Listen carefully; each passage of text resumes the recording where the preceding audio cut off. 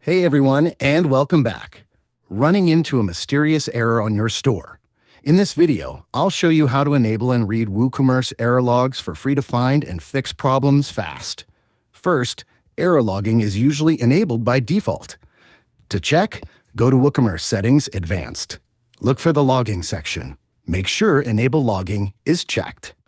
You can also select which specific events to log, like fatal errors. Now, to view the logs, go to WooCommerce Status Logs.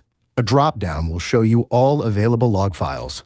Look for files with fatal error or the name of a specific plugin in the file name. Select one and click View. The log will show you a timestamp and a detailed error message.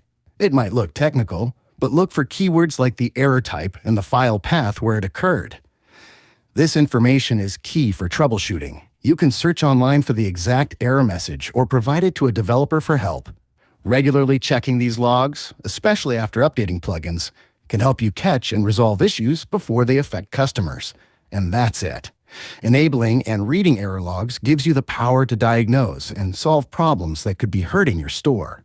If you've used logs to fix an error, let me know what it was in the comments. See you in the next one.